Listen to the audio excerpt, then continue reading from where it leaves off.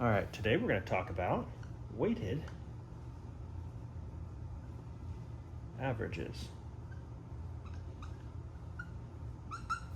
What's a weighted average?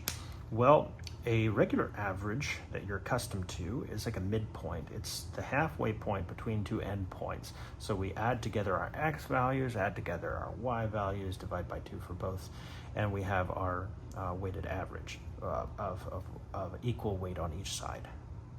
But if we want a weighted average that is not a one-to-one ratio, we're not the midpoint. We want basically a scale where there's more weight on one side than the other, but it's also balanced. So let me show you what I mean by that.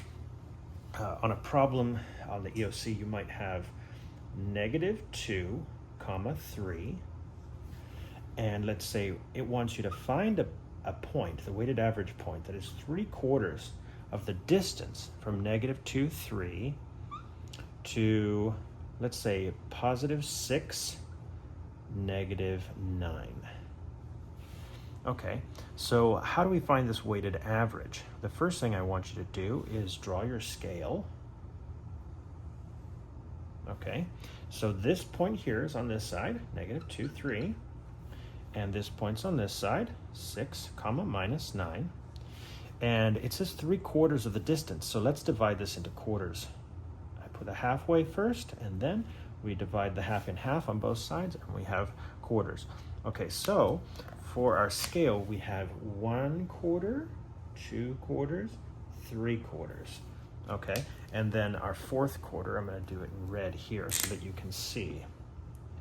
4th quarter. Okay, so this is our balance point, also known as our fulcrum.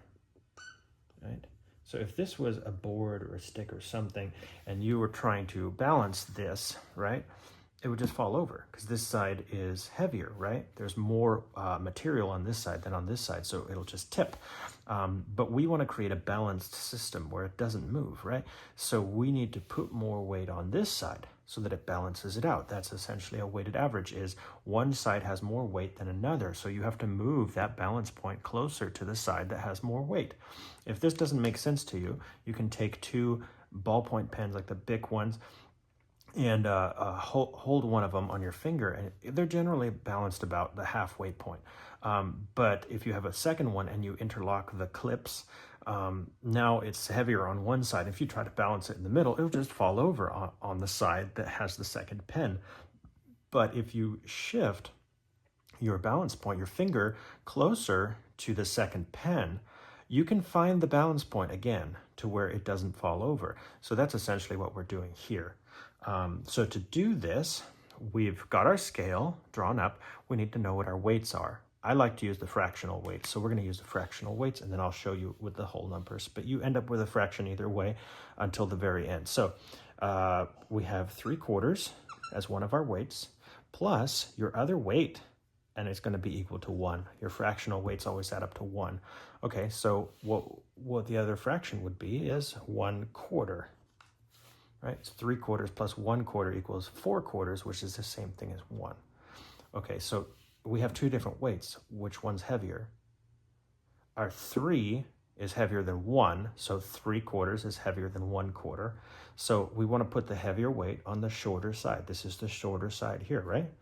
So 3/4, and then 1/4 goes on this side.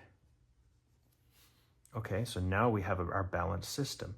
And all we have to do is multiply those weights by those endpoints, and we will have our solution, our weighted average. Okay, so I multiply on this side, I get -2/4. Okay, and then that's our x value, and then we have 3/4 over here. That's our y value. Plus, we have 3 times 6, which is 18/4 on this side. And then we have 3 times -9, which is -27/4 on this side. Okay, we add these values together, the x's, and then we do the y value. So 18 plus -2 is 16/4. Okay, -27 plus 3 is 24. -24/4. Okay, so now all we need to do is simplify. So we divide 16 by 4 and we get 4. Negative 24 divides by 4 and we get 6, negative 6. Okay, so now if I were to do this via whole numbers, I still gonna have this step here, right? If I did whole number weights instead of fractional weights, instead of writing 3/4 here and 1/4 here, I could just draw my weights, 1, 2, 3, right? And I draw my 1 weight on this side, okay?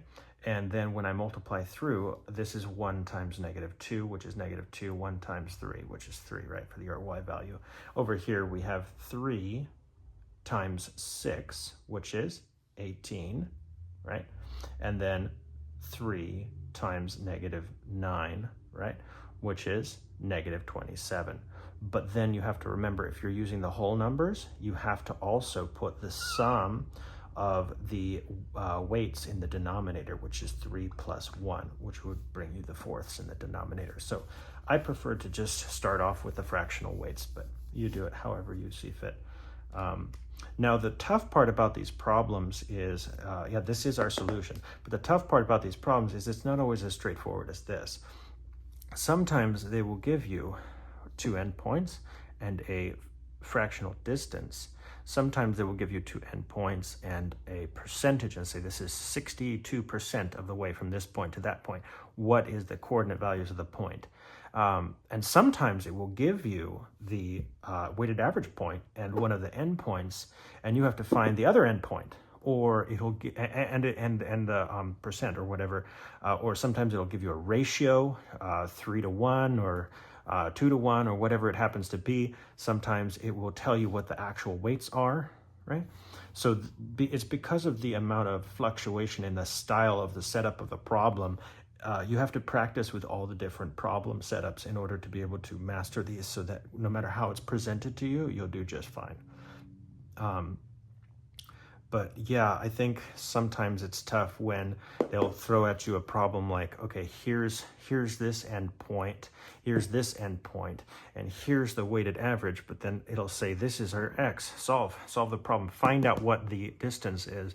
And so you can use the exact same setup, except instead of multiplying your weights here, you're going to be multiplying with variables to try to solve for that. So that's why these problems can get tricky. But you can find examples of weighted averages and just work the problems until you can tackle the problem regardless of how they set it up. But that's what I have for you. Please like and subscribe for more, and I'll keep the problems coming.